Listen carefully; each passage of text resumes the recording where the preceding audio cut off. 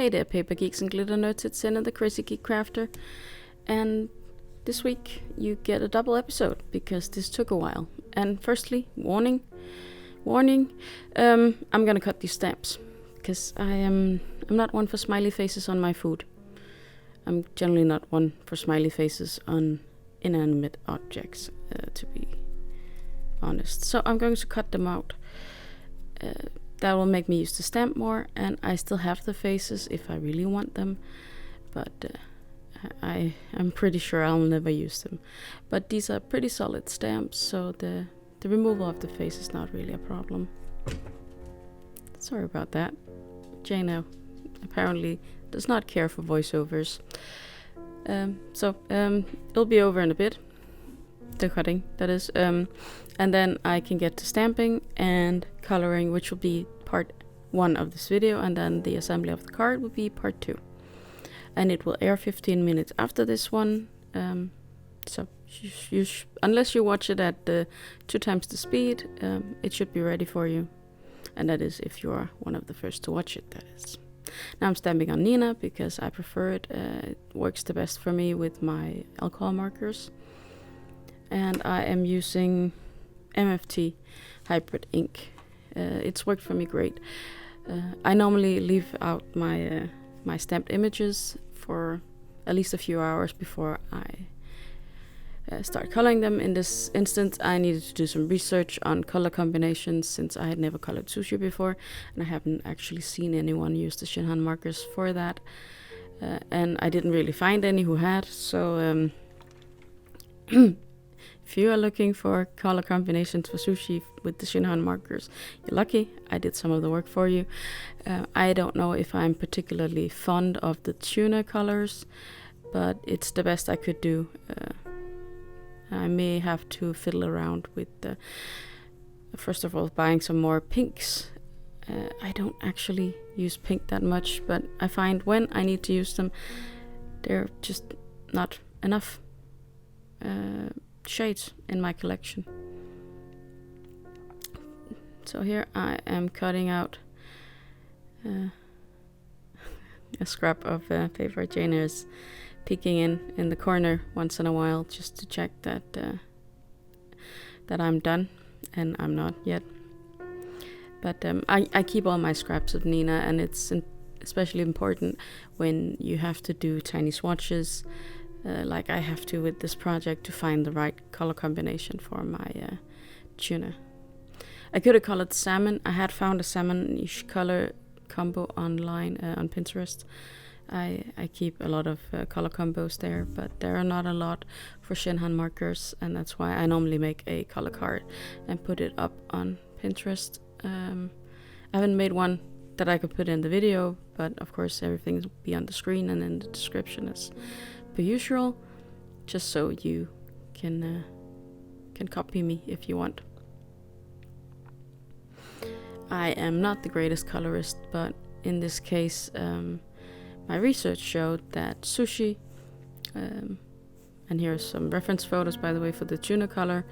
It's the first thing I'm going to try and make, but firstly through my research, back to that, a lot of people used grays for the rice, and one woman used a light blue to use for shading. So I picked my blue-gray markers for the sushi, and I used the 2 lightest colors and a colorless blender, and I'm making a shade underneath the fish and then dotting along the sushi on the outside and leaving this space in the middle blank. And I think I achieved the look of sushi. You be the judge, but a lot of people use this technique, and I found I liked the look of it. Right now it looks very gray, but when it dries it's not as saturated. So here's the trials and errors for the sushi. I always do it this way. Little scraps I have lying around I use for color tests, and especially if it's something I've never really tried before. Just need some more scraps. And sometimes it does matter the way you put on the colors. Like here I put down the dark and then the light on top. And remember to mark what tests of which colors. And then afterwards I try putting the light down, then the dark, and then the light. And it does make a tiny bit of difference. But these two colors were just too far apart in general. So I'm not completely satisfied. I do think the pink one was the right color. I just didn't have the right lighter shade to match with it. That's why I went with it's more of a salmon color than a pink for blending. But yeah, like I said, I'm not the greatest colorist, but it's all trial and error out there, and this is my process for finding out what I can't research. So I guess I will leave you with it. See here, I'm trying out another pink, but it's hard. It's really hard to figure out which way to go. So I'm going to try that one out. I'll make 2 sets of these, and the first coloring takes more time because I'm still finding out how to do it, and the second one will be a lot faster. If you don't have any interest in coloring, you can just skip forward to the next part if it's live by the time you watched it, of course. But otherwise, I'll leave you with some music and the coloring.